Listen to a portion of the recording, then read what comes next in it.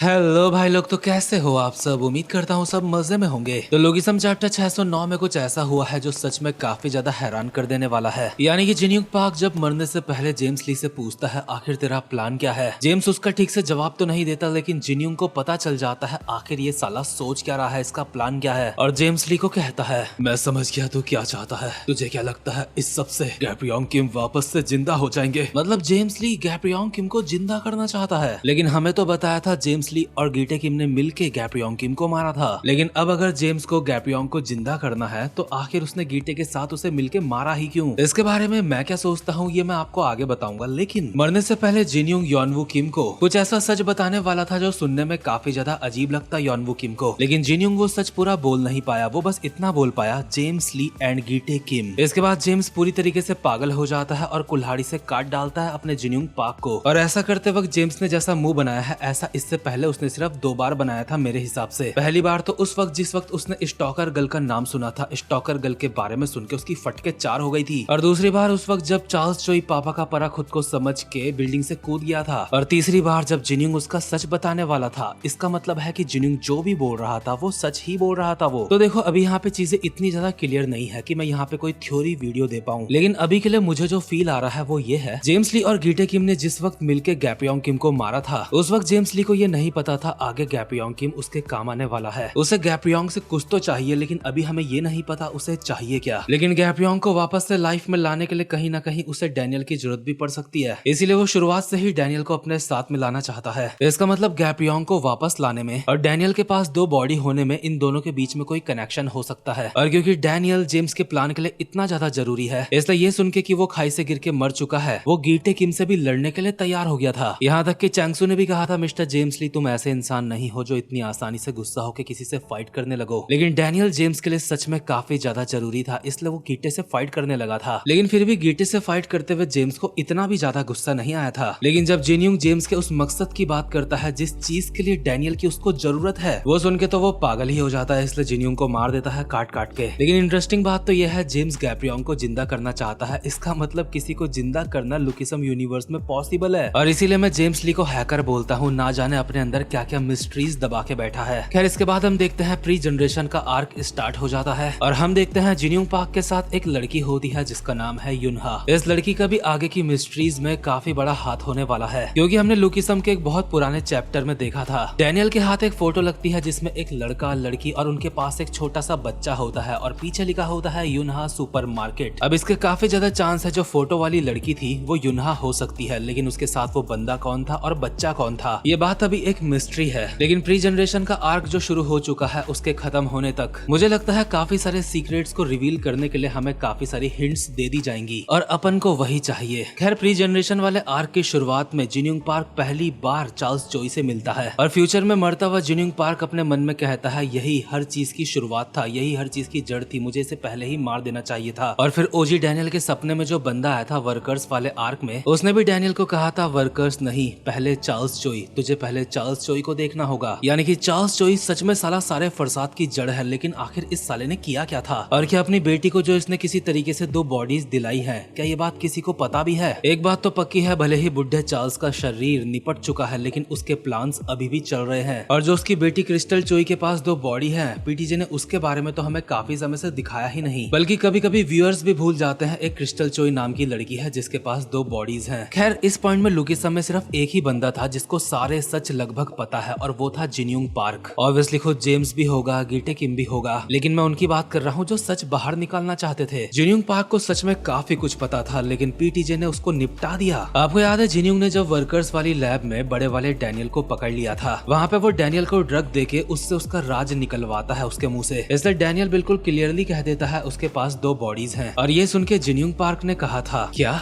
ये तेरे साथ भी हुआ है। यानी कि जिनयूंग पार्क किसी और को भी जानता था जिसके पास 2 बॉडीज थी। अब सवाल यह है क्या वो क्रिस्टल चोई को जानता था जिसके पास डैनियल के अलावा 2 बॉडीज हैं, या फिर किसी और की बात कर रहा था वो। जो भी हो जिनयूंग पार्क को काफी कुछ पता था और भले ही जिनयूंग पार्क मर चुका है लेकिन प्री जनरेशन में जो उसका आर्क चल रहा है जहाँ पे वो दिखाया जाएगा उससे मुझे लगता है हम काफी सारी चीजें फिगर आउट कर सकते हैं आगे के लिए। इसके बाद एक और इंटरेस्टिंग चीज के बारे में बात करते हैं, वो है जेम्स ली और गीटे किम की फाइट। इन दोनों की फाइट में हमें एक बार फिर से ग्रे पैनल्स पैनल्स दिखाए गए थे, यानी कि किसी ने अपना हैक ऑन करा था। मैंने पहले भी अपनी एक्सप्लेनेशन वीडियो में बताया था, कोई इसको हैक बोल सकता है, कोई गीटे किम या फिर जेम्स ली का पाथ कह सकता है। लेकिन यकीन मानो जब बात जेम्स ली की आती है तो बातें बिल्कुल हैक लेवल की चली जाती है। ये जो ग्रे पैनल्स हुए थे, यहाँ से हमें कुछ बहुत ही इंटरेस्टिंग समझने को मिलता है। जिस तरीके से गीटे का पंच जेम्स के पड़ने वाला था, बिल्कुल ऐसे ही जैग्योना की लात भी एक बार जेम्स ली के पड़ने वाली थी। यानी कि जेम्स ली वर्सेस जैग्योना, जेम्स ली वर्सेस गीटे किम, इन दोनों फाइट में मेरे हिसाब से सेम हैक यूज करा गया है। इन दोनों फाइट में ही जेम्स जैग्योना और गीटे के हमले से बच जाता है और हमें दिखाया जाता है एक बहुत बड़ा धमाका जहाँ पे वो फाइट चल रही है। लेकिन गीटे किम वर्सेस जेम्स ली वाली फाइट में धमाका ज्यादा बड़ा था, इसलिए कहीं ना कहीं मुझे ऐसा लग रहा है जेम्स ली के ऊपर कोई जो हमला मारता है, जेम्स ली उसकी दुगनी पावर से कोई हमला किसी के ऊपर मार सकता है। इसलिए जैग्योना वाले टाइम पे भी काफी तगड़ा डैमेज हुआ था पूरी जगह को, लेकिन गीटे किम वाले टाइम पे उससे भी ज्यादा तगड़ा डैमेज हुआ है पूरी जगह को, क्योंकि गीटे किम के पास ज्यादा ताकत है। लेकिन इससे भी हैरानी वाली बात, गीटे किम जेम्स ली के हमले से बच जाता है और ये चीज सच में जेम्स ली के लिए काफी ज्यादा दिमाग खराब करने वाली है, क्योंकि उसके हमले से कोई इतनी आसानी से बच नहीं सकता। बट गीटे ने यहाँ पे एक बहुत इंपॉर्टेंट बात कही थी कि हम दोनों बिल्कुल अपोजिट हैं एक दूसरे से। अब इन दोनों की पावर्स क्या है हमें एग्जैक्टली ये पता तो नहीं, लेकिन सीन कुछ ऐसा है, जेम्स के पास अगर मारने की ताकत है तो गीटे के पास बचने की, गीटे के पास अगर मारने की है तो जेम्स के पास बचने की। दोनों एक दूसरे के बिल्कुल अपोजिट है, इसलिए ही जेम्स ली का दिमाग खराब होता है गीटे किम के साथ फाइट करके। खैर, ये वाली वीडियो मैंने सिर्फ चैप्टर 609 के ऊपर बात करने के लिए बनाई थी और उसको लेके आप क्या सोचते हो कमेंट बॉक्स में लिख के आप मुझे बता सकते हो। बाकी जल्दी ही मुलाकात होगी किसी और वीडियो में, तब तक के लिए मजे करो, गुड बाय।